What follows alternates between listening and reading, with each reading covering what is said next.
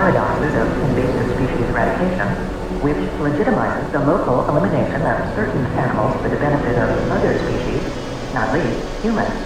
As Campbell likes to point out, no one comes to the Galapagos to see rats and goats and cats. 1. Reading tooth and claw.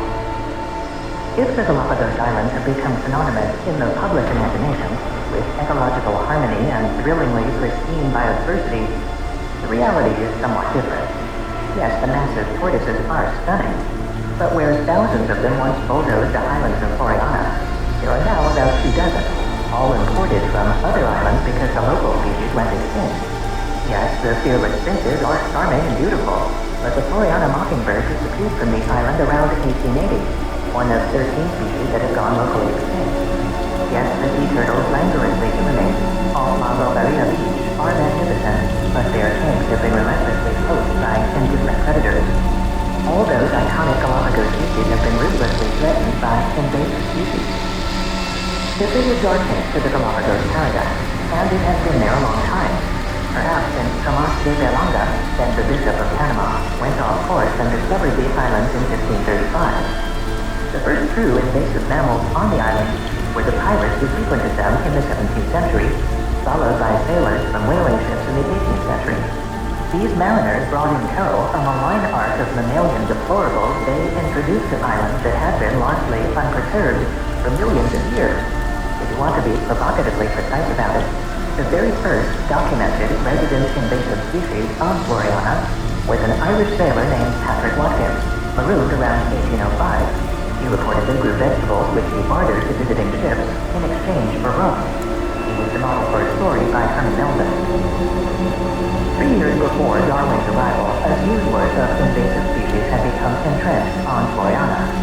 It is no accident that in the scientific literature, the earliest date for many invasive species is 1832.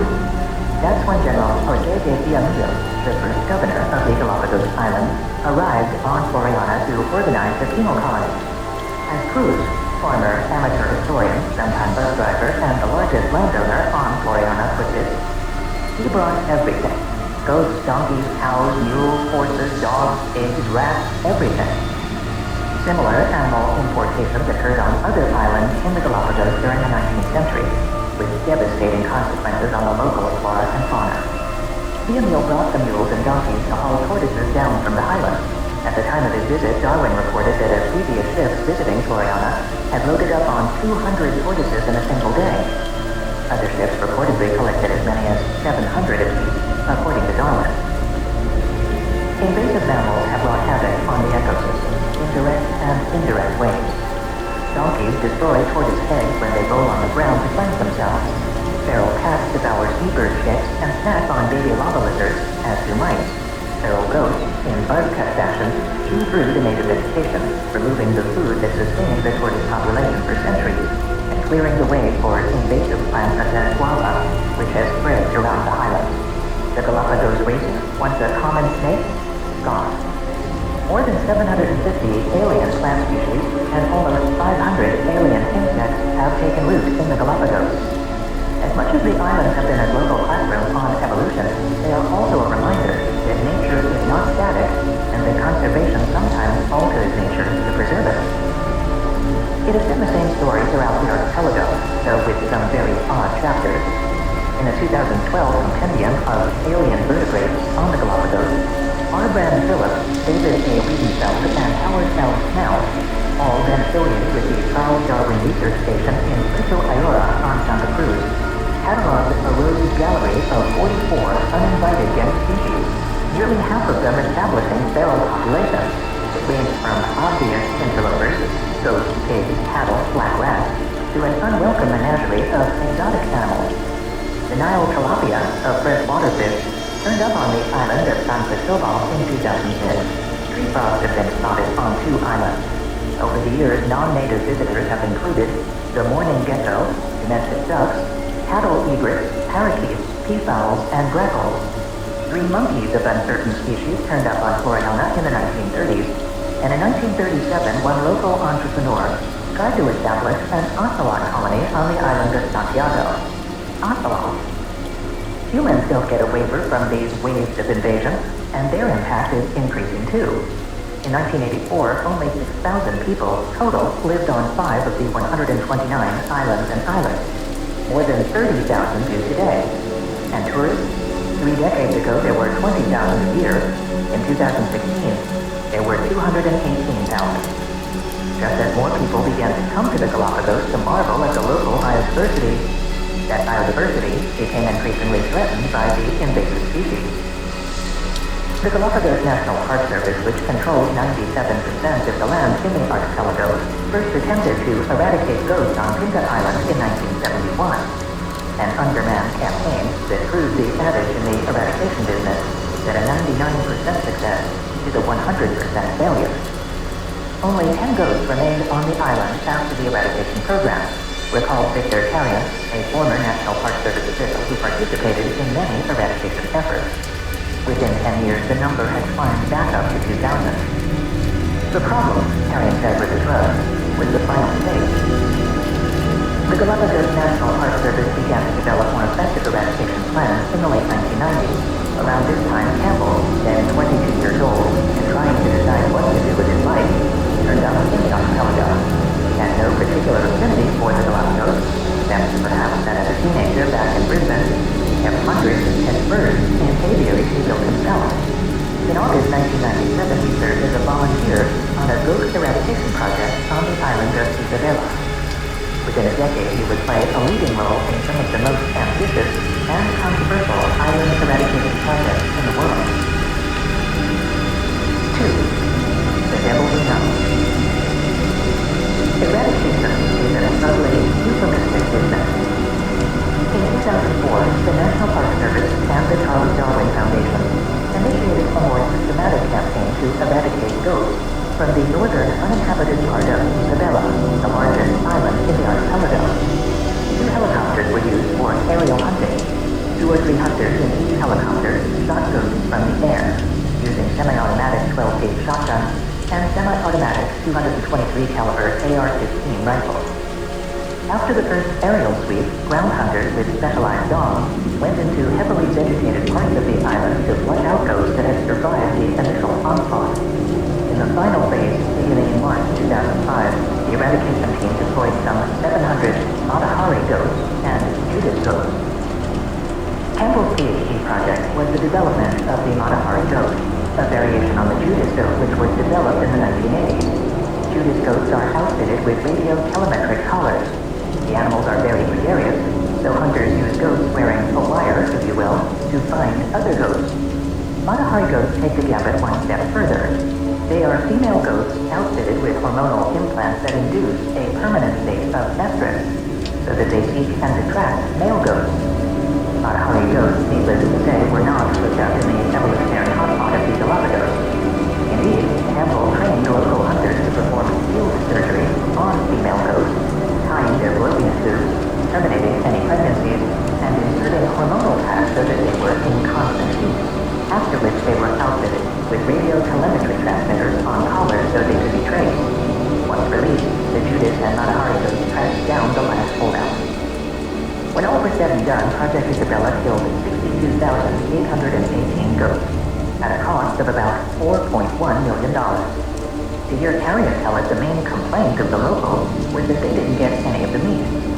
They said, "We're hungry and we need the food," he recalled. Even 100% success in this case wasn't enough. On at least 9 occasions, according to Carrion, disgruntled locals deliberately reintroduced eradicated species, in part to protect local fishing regulations. But the magnitude of the eradication campaign in the Galapagos is staggering. 79,579 ghosts removed from Santiago, 41,683 from Pinta, 7,726 in San Cristobal. In all, 201,285 ghosts have been removed from 13 islands. And you know it's a grisly business when euphemisms such as remove are used instead of killed. It's a pretty good bet to see tourists who flock to the Galapagos to swim with the sea turtles, follow the graceful arc of these soaring birds, but unaware that these islands have been turned into killing fields over the past 2 decades to preserve their famous biodiversity. Even a modest rodent eradication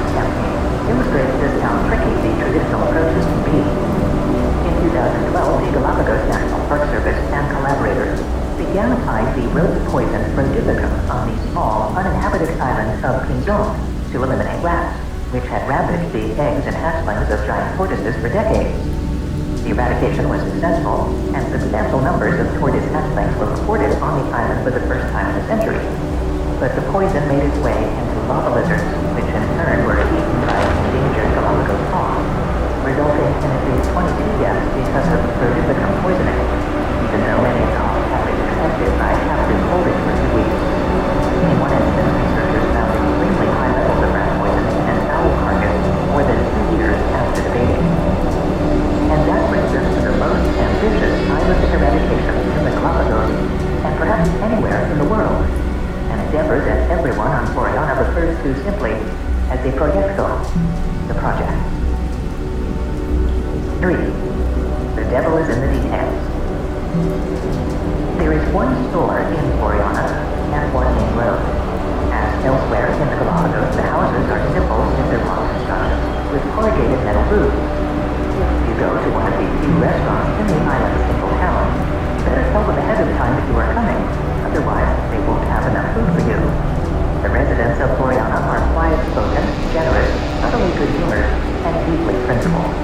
Several years ago, when an entrepreneur from another island stiffed local workers out of their pay, no one on the island would serve him food, no one would rent him a room to sleep in, and no one would speak to him. The entrepreneur's project collapsed. The island's quirky politics and fierce independence make such an endeavor socially daunting. As Campbell says, it gets complicated real fast. A recurring mantra in the recent National Academy report on gene drive, and indeed in almost every official white paper about genetic engineering in the past 4 decades, is the need for public engagement. But that slogan phrase does not begin to capture the passion and complexity of real projects in real circumstances. If eradications in general are hard, eradications on inhabited islands are really hard.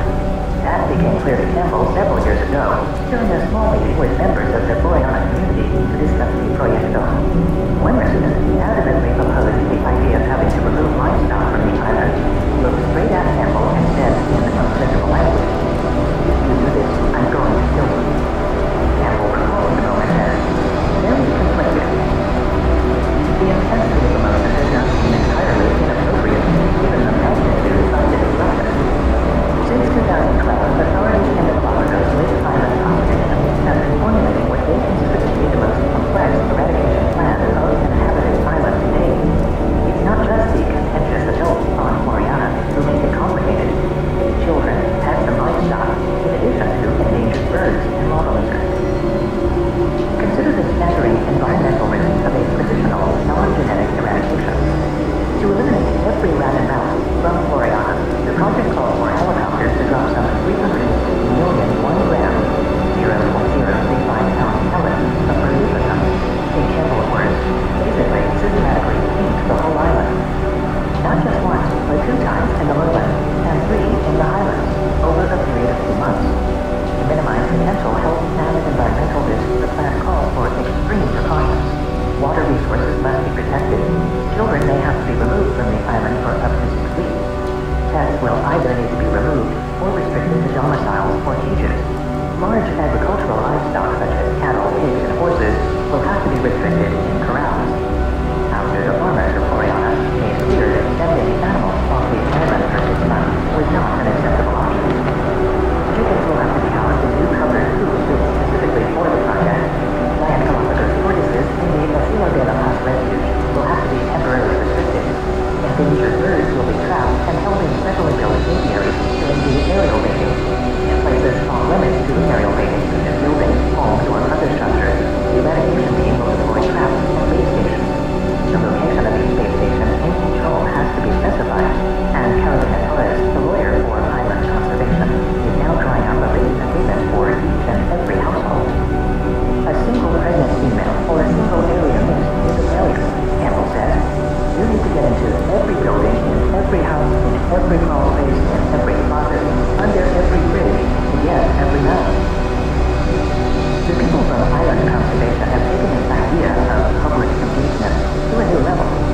On a recent trip, Torres brought chocolate for Erica Whitmer, a matriarch of one of the island's oldest families, and paid house calls to several island farmers to explain a legal issue involving contracts with the tenants who worked on parcels of their land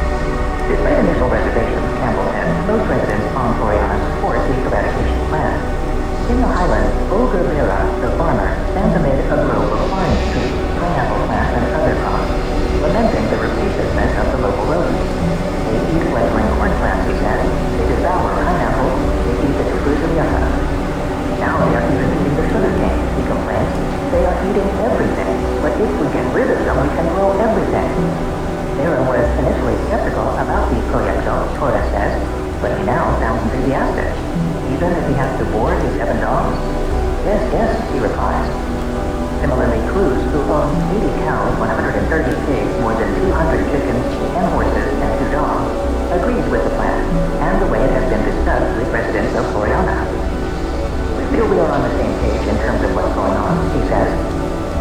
Essentially, we have verbal agreements from nearly all the residents, Campbell says. The plan still awaits final approval from Galapagos authorities. He believes the project could have been launched this year if funding had been secured in a timely fashion.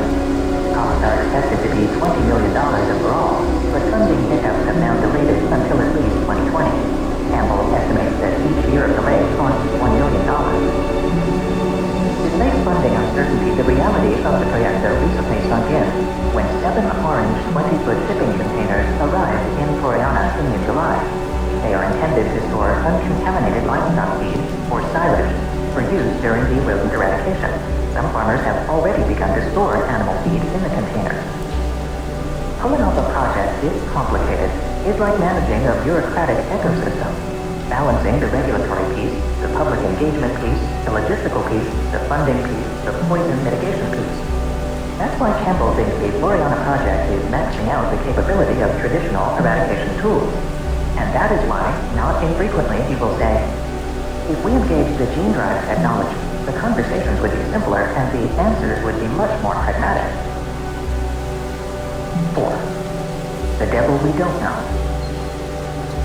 Campbell first became intrigued by the possibilities of gene drive in 2011, when he sat in on a conference call between biologists at North Carolina State University and officials of the U.S. Fish and Wildlife Service to discuss a possible genetic approach to control a runaway mouse problem on southeast Farallon Island, about 20 miles west of the California coast near San Francisco. John Godwin, a North Carolina State neurobiologist who studies animal behavior, had learned of the Farallon issue while skimming the internet in 2011. He happened to be at a university with an established infrastructure dedicated to experimenting with, and considering the ethical implications of, genetic manipulation. Two of his colleagues, Fred Gould and David Threadgill, were already discussing the possibility of tinkering with the mouse genome in an attempt to create mice incapable of producing female offspring. Two other colleagues, Jennifer Kuzma and Jason Delborn, became deeply involved in how to engage the larger world of stakeholders, government regulatory agencies, animal management officials, bioethicists, and of course, the general public, in considering the prospect of releasing genetically altered animals into the wild. Kuzma and Gould serve as co-directors of the Genetic Engineering and Society Center at North Carolina State. To make a long story short, Island Conservation joined forces in 2016 with other international groups to launch the GBIRD, Genetic Biocontrol of Invasive Rodents program. GBIRD scientists are cautiously investigating genetic tools to preserve island ecosystems.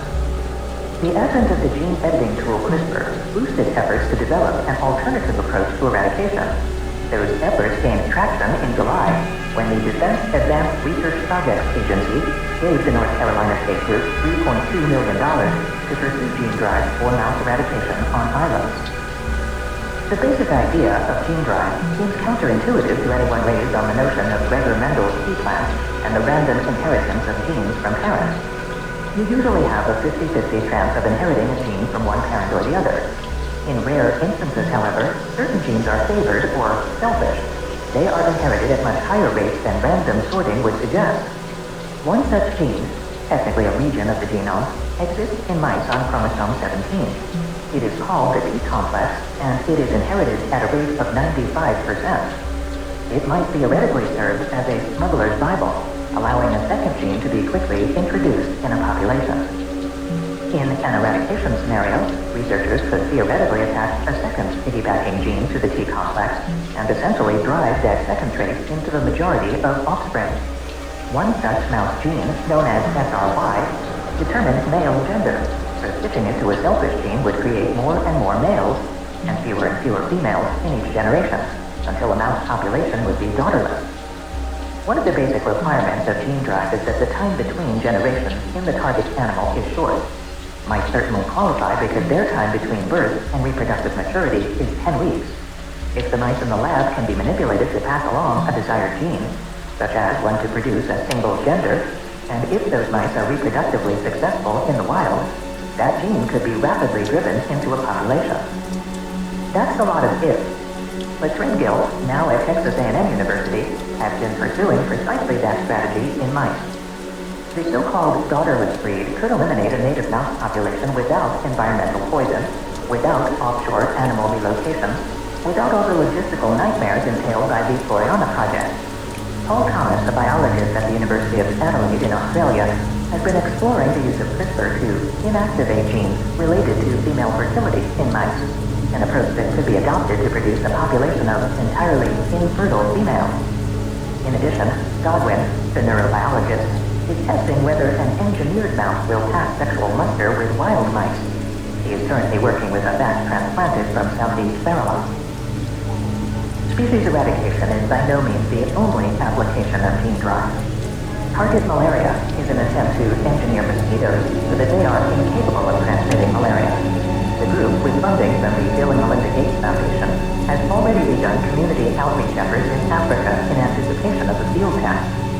Kevin Esfeld, a biologist at the Massachusetts Institute of Technology, is pursuing a project to engineer white-footed mice on Nantucket to make them immune to the bacteria that cause Lyme disease. In the gene drive game, the rule of thumb is that islands are the best place for a field test. Smaller islands are better than larger ones, and uninhabited islands are better than inhabited ones. Campbell suspects the first field test of gene drive will involve mosquitoes, and adds that the US, Australia, or New Zealand would probably be the most appropriate venue, because their regulatory infrastructures are sophisticated enough to assess new hot-button genetic technologies. Eradications are controversial. Genetic modifications even more so. There is no safe way to experiment with these technologies in the wild. As Dana Pearls, Senior Food and Technology Campaigner at Friends of the Earth, James Goodall, Fritjof Capra, and other conservationists called for a moratorium on the research in an open letter published last September.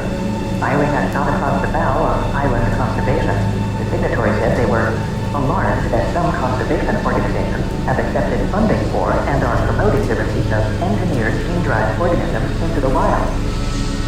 The great fear is unintended consequences, that something unexpected and bad will happen. There is no question that gene drive, as the National Academies put it, may have harmful effects for other species or ecosystems, and that alone warrants progress and prudent development.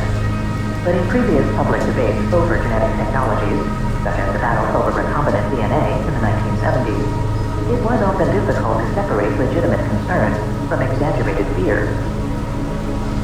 Back in the real world, during an excursion into the highlands of Floriana, Campbell and Torres led me to a freshwater spring, not far from the cave where the island's first settlers, the Grunkard Watkins, allegedly slept off his hangovers. As part of the project, the entire area surrounding the spring, which is already fenced off, will be covered with a tent, and special filters will be placed on the pipes to make sure no rodent bait gets into the system, even though Erdipicum is not water soluble. Part of public engagement, Campbell said, is dealing with perceptions as well as legitimate fears. You're working with people's perceptions of toxicants, he explained. It's challenging to change people's perceptions of this because they don't. One more reason, Campbell continued, that the genetic approach was more appealing. Then suddenly, he changed the subject. Here we are, he said quickly, pointing to a Russell vegetation inside the chain-link fence. You see it? A rat. A pair of shiny, dark eyes briefly appeared amid the leaves. Campbell identified it as Ratus ratus, the black rat, which is known to eat the eggs and hatchlings of Galapagos petrels and giant tortoises. Like rats everywhere, it disappeared quickly, sentinel of an inevitably larger population, and a larger covert threat to what Campbell calls species on the brink. 5. The stranger's wrath or power. Every stroll in the Galapagos is a nature walk, and each living creature tells a conservation story, some with happy endings, some not. During our last day on Floriana, a number of these stories began when Campbell's keen eye alighted on the animals that make this landscape so beloved, and the leaders. During breakfast, a cactus finch stalked our table. Its strong black and yellow beak had evolved to be larger and stronger, Campbell explained, to crack the unusually large and hard seeds of the local opuntia cactus on Floriana. The cactus, in turn, is evolving even larger and tougher seeds to thwart this poaching. A reminder that evolution is not a textbook concept, but an ongoing process. Moments later, Campbell spotted a mouse darting behind a hunk of lava. As we finished our meal, another invasive species made an appearance. The sleek, black, smooth-billed Annie, an example of old-school unintended consequences. Farmers introduced the bird to the Galapagos in the 1960s in the belief that it could control ticks that afflicted cattle. It did not live up to its billing, so to speak, but it has exploded in numbers as an invasive species. Later, on a walk to La Loberia Beach, Kemp pointed out fresh tracks of feral cats in the sand. They devour juvenile marine iguanas and lava lizards. The small ones have zero chance of getting away, he said. Near the head of the beach, he indicated the gnawed-off limb of one of the opuntia cacti. When rodents chew down the cacti, he explains, the plants fail to flower or bear fruit, eliminating a crucial source of sustenance for tortoises and mockingbirds, especially in the dry season, and depriving finches of nesting sites. And we paused to admire several magnificent sea turtles temporarily trapped in a lagoon during low tide. Their eggs and hatchlings, too, provide tasty meals for rats and cats. It was Darwin's 20th century bulldog, Richard Dawkins, who revived poet Alfred Lord Tennyson's phrase, nature read in tooth and claw, to describe the noir side of natural selection. Nature's game is not always pretty, and the postcard-perfect ecology of a place like the Galapagos often conceals a darker, more unsentimental interaction of predator and prey, an interaction whose delicate balance humans have repeatedly perturbed, whether by introducing invasive species or by attempting to atone for those ill-conceived introductions with literally toxic remedies. And now, on the horizon, we may have to decide whether to use futuristic techniques of genetic modification to restore the islands to an earlier, more pristine state. For what it is worth, a small sampling of opinion on Floriana did not betray much local concern about the potential applications of gene drive, although it is not clear how well understood these technologies and their potential risks are. Sarah shrugged off any worries and said he would have no problem with a genetic solution to the road problem. Ingrid Whitmer, another descendant of one of the earliest families on Floriana, shook her head no when asked, instead expressing concern about the fate of the short-eared owl once its main food source, mice, was eliminated during the Proyecto. Cruz, whose father emigrated to the island in 1939 when the population numbered 11, offered a farmer's perspective to the idea of daughterless mice. It's like artificial insemination in cattle, he said. If you want females, you use the semen for females. It's the same thing. For me, these are issues we've created, and to sit back and do nothing, there's going to be grave consequences, Campbell said. We know where things are heading. To actually not do something is just irresponsible. If you have the tool and you don't use it, you're culpable. We don't have the tool yet. But if the craft of molecular biology eventually captures the power of gene drive, and it is used to manage invasive species in the Galapagos or any island, it is worth remembering that almost every ecological catastrophe visited on the planet's living laboratory of evolution has come at the hands of humans. The goats, the donkeys, the rats, the cats, the pigs, the mules, the mice, and yes, even those short-lived ocelots arrived with human help on human boats through human agency. In a wry observation that resonates nearly 2 centuries later, Darwin remarked in his journal that while birds in England had developed a well-earned distrust of humans, the birds in the Galapagos have not learned such a salutary dread. He went on to offer what might serve as cautionary words about 21st century science, and gene drives in particular. We may infer from these facts, Darwin wrote, referring to the lack of fear in birds, what havoc the introduction of any new beast of prey must cause in a country before the instincts of the indigenous inhabitants have become adapted to the stranger's craft or power. Originally published, Scientific American 317, Volume 6, 48 to 57, December 2017. Section 6, Controversy. The Red Line by Stephen S. Hall. Kyle Orwig has been itching to do an experiment that would, in his words, piss people off. Orwig, a professor at the University of Pittsburgh, is an expert on the intricate biology of sperm cells, in particular how specialized stem cells located in the male testes produce sperm. Every so often, however, a genetic flaw prevents these stem cells from completing this process, thus rendering the male infertile. The experiment Orwig has in mind is to use gene editing technology to fix this flaw in the sperm-forming stem cells, and then transplant them back into infertile mice, thereby demonstrating a potential treatment for male infertility. It sounds simple enough, and according to Horwig, it would be relatively straightforward to try. Indeed, he has been transplanting sperm-forming stem cells into mice for 20 years. The consequences, however, could be momentous. The kind of experiment Horwig is contemplating would, if successful, push society right up to the brightest red line in contemporary biology, altering the genetic text of the human species in a way that is passed down to future generations. If shown to be safe, effective, and ethically acceptable, germline modification would confer unprecedented power on scientists. The power to edit the susceptibility to disease out of our species' DNA, for example, but also the power to manipulate human inheritance and improve the species, an aim that darkly harkens back to the eugenics movement of the early 20th century that reached its nadir in Nazi Germany. Horwig, a broad-shouldered, burr-headed Oregonian who seems genial and determined, has no intention of crossing ethical lines. But he is something of a provocateur.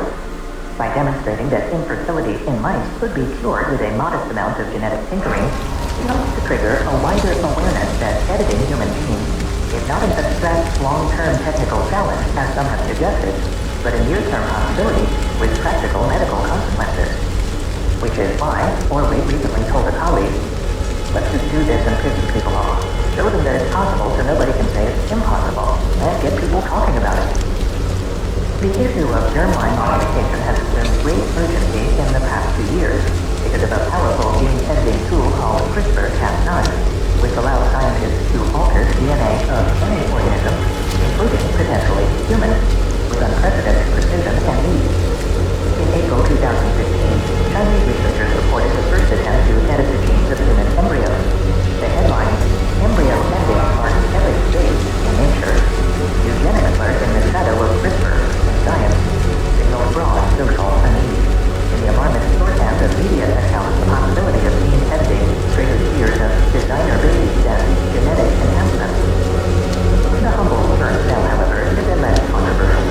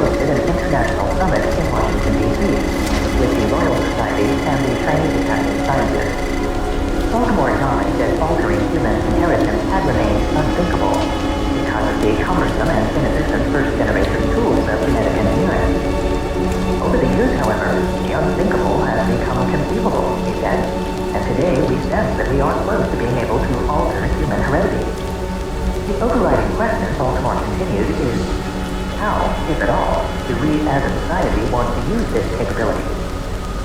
The answer to anyone who sat through the 3-day meeting, as I did, seemed to be, we're not sure, but there's plenty of time to think it through. Numerous talks, including a plenary address by genome scientist Eric Lander of the Broad Institute of MIT and Harvard University, stressed the technical hurdles and the lack of compelling medical needs for human germline modification in the near future.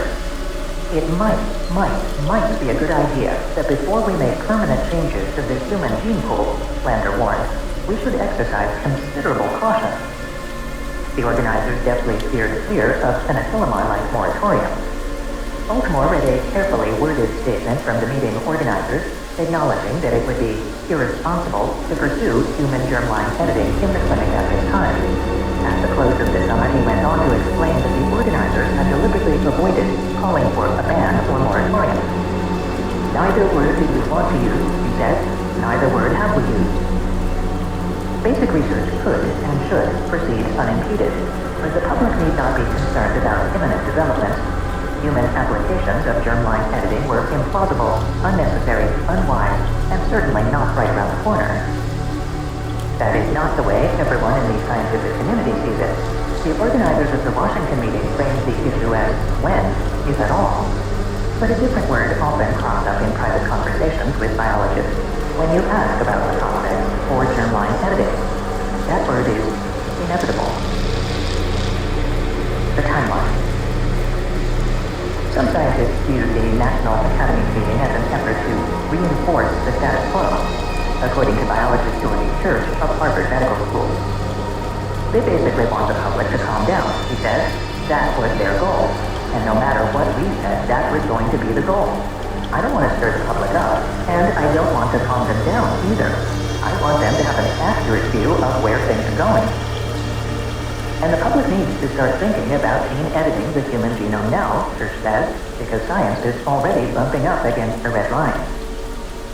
Despite a thicket of international provisions regulating human embryo research, Church and others believe that the creation of gene-edited sex cells in the test tube, the technical term is in vitro gametogenesis, or IVG, has made great strides in recent years without attracting the same public scrutiny or provoking the same ethical discomfort as gene editing in embryos.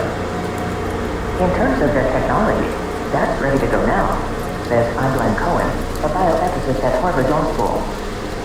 In vitro gametogenesis is much closer to the mark than any other way to do it. And Aranda Brinsky, an expert in reproductive biology at the University of Calgary, who works on gene editing of large animals at this stage, adds, theoretically we can do it. Practically speaking, nobody is even touching it because of the ethical issues. If human germline editing is inevitable, despite the ethical concerns, and indeed legal prohibitions in many countries, how might it happen? Speculation among biologists has become something of a parlor game, but I turned to Church, a card-carrying futurist, to lay out a plausible scenario. He was happy to oblige. Church sees the germline Rubicon being crossed because sperms do not seem to arouse the same ethical passions as embryos or even egg cells. Bioethicist Cohen agrees. People do not believe that masturbation is genocide. He also thinks gene therapy, not CRISPR per se, will set the table for this momentous change because it is already accepted. The U.S. Food and Drug Administration has allowed many trials of gene therapy in somatic, non-germline cells. Gene therapy is happening in young children already, and will happen in younger and younger children, Church says. In a highly publicized case last fall, for example, British researchers used gene editing techniques to alter the immune cells of an infant battling leukemia. And the leap to germline gene therapy, according to Church, will occur not in human embryos, but in the most proletarian plentiful and expendable cells in the human body, sperm. Gene editing sperm will spare couples the agony of destroying IVF embryos that on pre-implantation screening are shown to possess variants that forecast some devastating single gene disorders, he believes. Maybe half the people in the U.S. already feel that they're not comfortable killing embryos, but I think people would be comfortable genetically altering sperm if their no embryos die. Two obvious targets, Church adds, would be single gene disorders, such as Tay-Sachs disease and infertility. You could also do it in human spermatogonial stem cells, he says. referring to the specialized adult stem cells in male testes that generate sperm cells, millions on millions of mindless, headlong swimmers every day. People don't really care about spermatogonia. Most people don't even know how to pronounce it. But they're going to let you mess around with that, right? Church continues. You will be able to do all kinds of things to show that they are functionally normal. That you've taken the sperm that can't swim, and that you've now taken their stem cells and made sperm that can swim. You can test that in a lab without any sex being involved. And then, in the fertility clinic, the dad will say, hey, those are pretty awesome sperms. Let's try them out and see what they can really do. And I don't know who's going to stop them from doing that. As for the timeline Church says, I think there will be multiple clinical infertility solutions involving gene therapy soon. How soon? The next couple years, he says. It would be very hard to resist. In his talk at the National Academies meeting, Orwig flashed a slide that said, germline gene therapy is technically feasible today.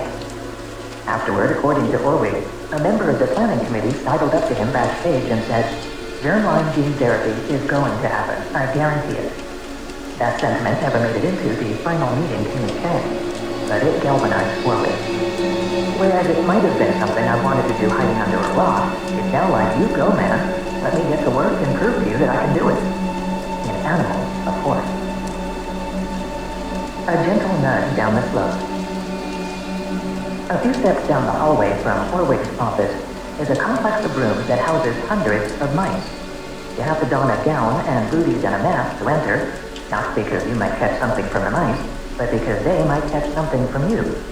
Many of the cages contain what are called nude mice, pink, wrinkle-brittle rodents that resemble scrotums with eyes and teeth.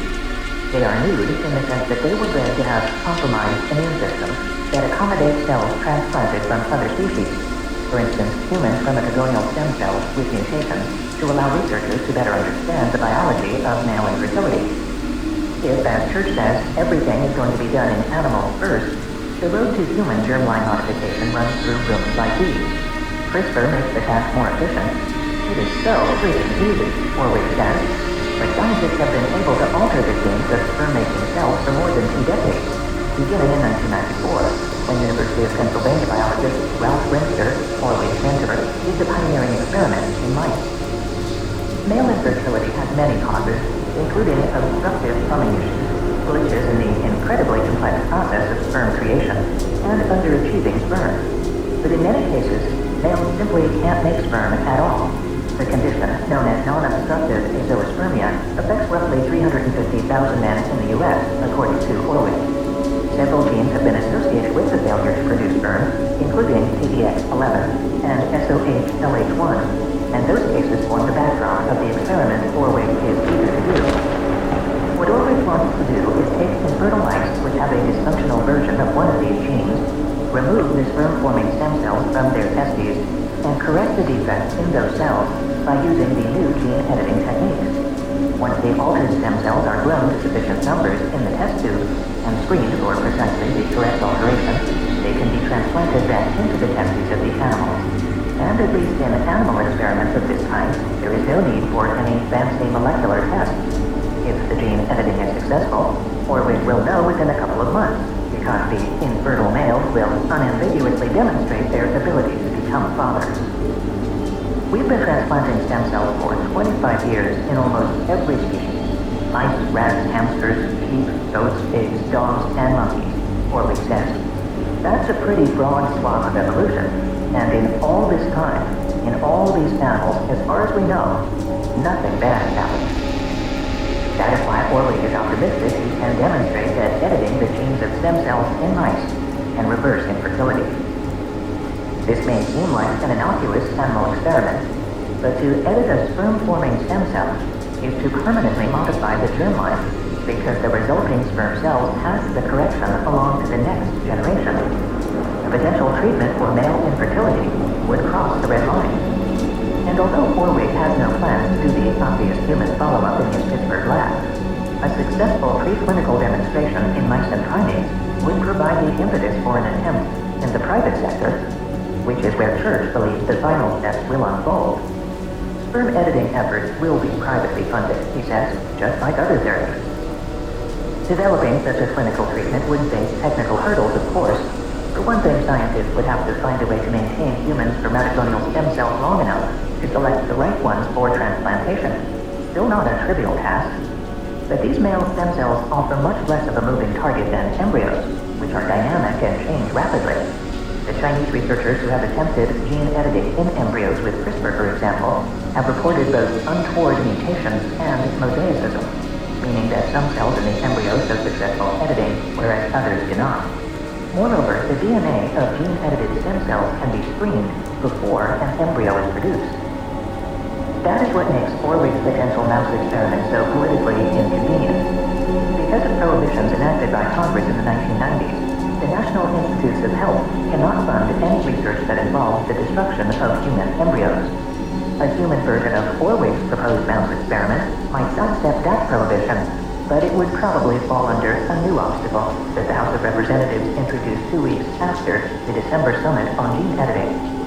In a 2-sentence passage buried in the 2009-page Omnibus Spending Bill of 2015, Congress inserted language forbidding the FDA to consider any medical intervention relying on the use of gene-edited embryos.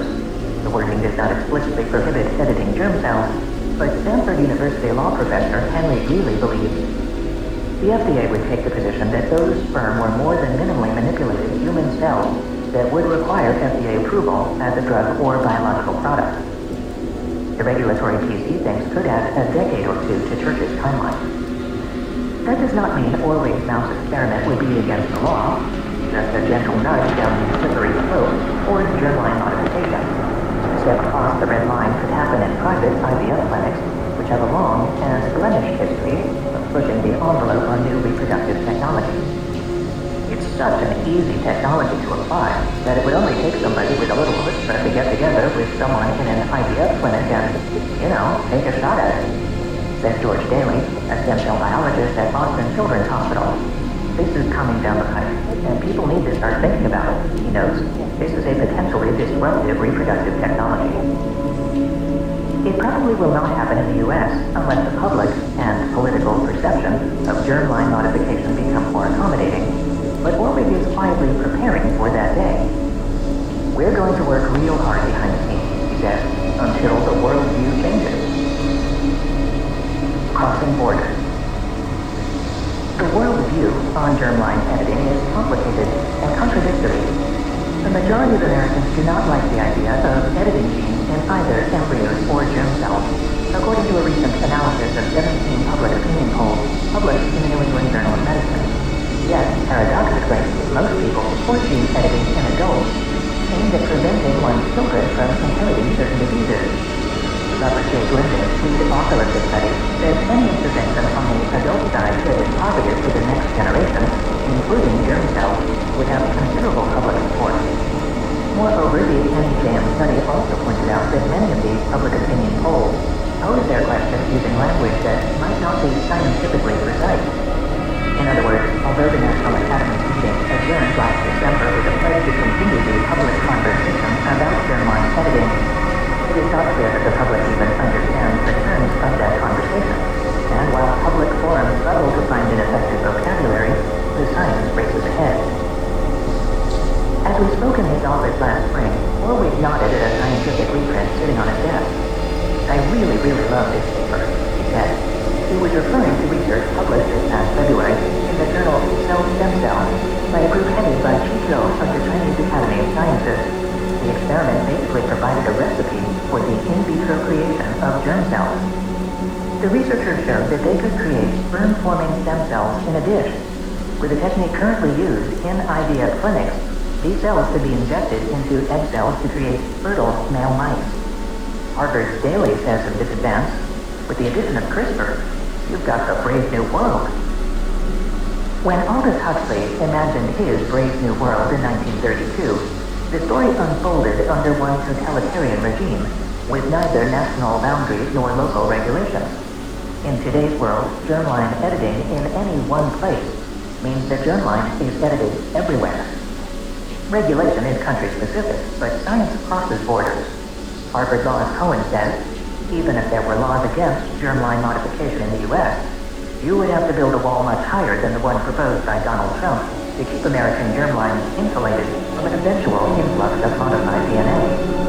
If you play out the world to 100 years from now, if anybody does this anywhere, that's the endgame, Cohen says.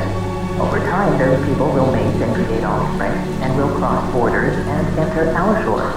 And if the safety and efficacy are worked out, it's inevitable that you're going to have people walking around in the world, and they're going to be reproducing, and they will end up in this country, and those changes will enter the U.S. gene pool. As I am concluding my visit with Corley, he glances at the computer on his desk. A reporter has sent an email, seeking comment on yet another experiment cruising up to the red line. A group in China has just reported its attempt to edit human embryos, non-viable, to be resistant to HIV infection. Eventually, we'll learn a vocabulary that acknowledges that we're there, or we can, but I feel we're already there. Originally published, Scientific American, 311, Volume 3, 44 to 51, September 2014. Why embryos should not be off-limits, by the editor. To rid families of the curse of inherited diseases, medical geneticists have dreamed about changing human DNA before birth. The dream is also a nightmare, however, because it raises the specter of designer babies or creating harmful mutations.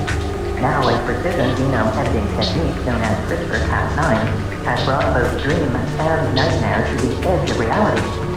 The technique makes snipping out troublesome DNA from a cell's nucleus incredibly easy and cheap compared with other methods. Scientists have been testing whether it induces genetic diseases, such as cystic fibrosis, and other scourges, such as HIV, in mature human cells. But no one had attempted to edit cells that can pass DNA down through generations, those of sperm, eggs, or very early-stage embryos. The cells belong to what is known as the germline.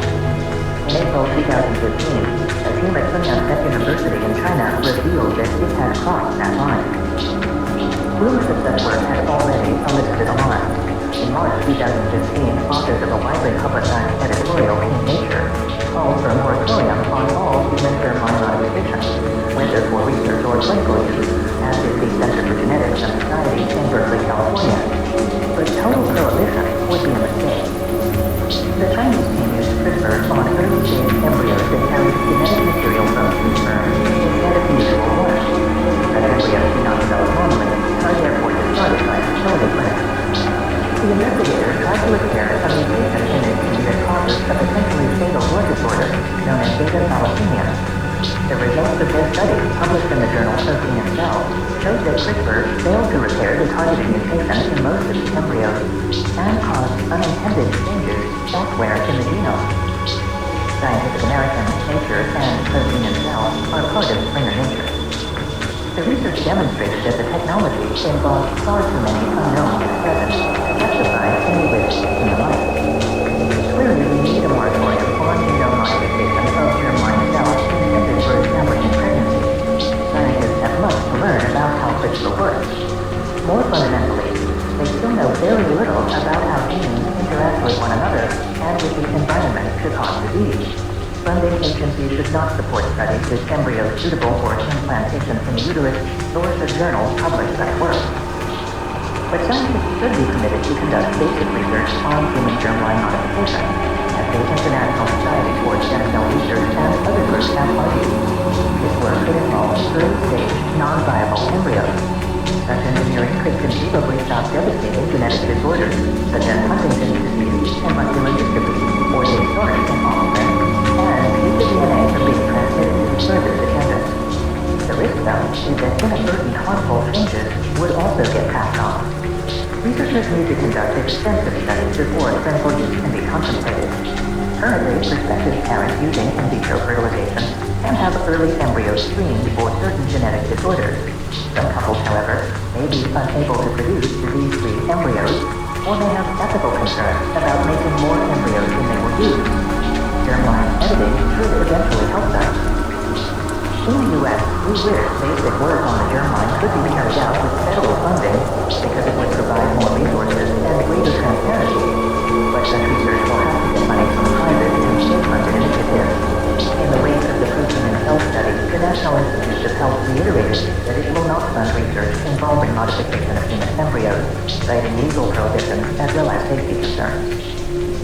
Those issues show that scientific and government groups must engage the public in discussions about germline changes and use that dialogue to form new policies.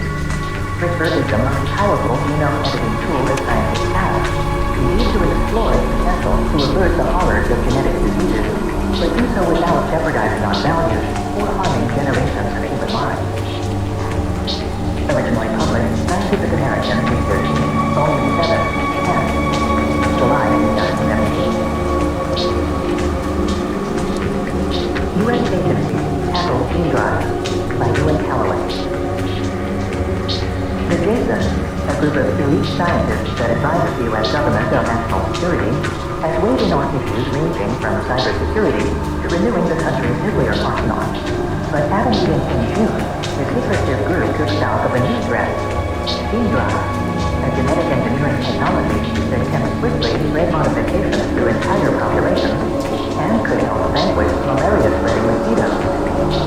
That meeting forms part of a broader U.S. national security effort this year to grapple with the possible risks and benefits of a technology that could drive species extinct and alter whole ecosystems. In July 2017, the U.S. Defense Advanced Research Projects Agency, DARPA, announced $65 million in funding to scientists studying gene editing technologies. Most of the money will be for work on gene drives. The U.S. intelligence counterpart to DARPA is planning to fund research into detecting organisms containing gene drives and other modifications. Every powerful technology is a national security issue, said Kevin Etzel, an evolutionary engineer at the Massachusetts Institute of Technology in Cambridge, who won DARPA funding to limit the spread of gene drives. Etzel said he also attended last month's VII meeting in San Diego, California, where he outlined how would-be bioterrorists might weaponize gene drives. But he is much more concerned about the potential for accidental release of gene drive organisms by scientists, he says. Bioerror is what I'm worried about. So too is the U.S. military, said Renee Wenderson, the program officer leading DARPA's H-Genes initiative, which supports research on restraining gene drives. The technology has been developed in recent years in fruit flies, mosquitoes, and other organisms using CRISPR gene editing. A UK-based team hopes to begin field tests of gene drives in Anopheles gambidae mosquitoes, the main carrier of malaria in Africa, as soon as 2024. I've been very excited to watch the advances, but I've noted with increasing concern that the advances are outpacing biosecurity, Wedgerton said.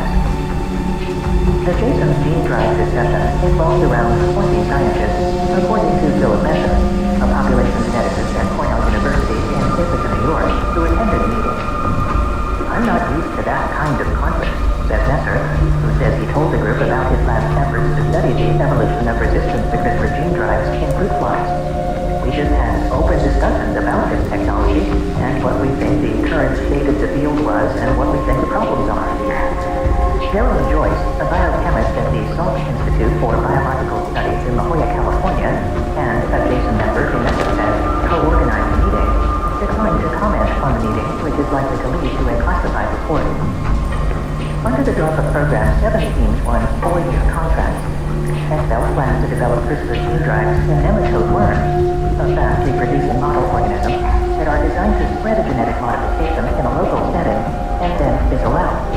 He and the other teams receiving military funding also plan to develop tools to counter rogue gene drives that spread out of control. Such methods include chemicals that block gene editing or anti-gene drives that can reverse the genetic modification. Other efforts are afoot to fund studies on the national security implications of gene drives. This week, the Intelligence Advanced Research Project Activity, IARPA, which is part of the Office of the U.S. Director of National Intelligence, will hold a meeting about a planned funding program for detecting genetically modified organisms that are potentially harmful, including ones that contain gene drives. Todd Hyken, who studies policy relating to synthetic biology at North Carolina State University in Raleigh, is glad to see gene drive research receive more funding, but he has qualms about the U.S. military's interest. With Safe Genes, DARPA has become the world's largest government funder of gene drive research. Hyken worries that this could show suspicions about gene drives in parts of the world that view the U.S. military in a less than favorable light.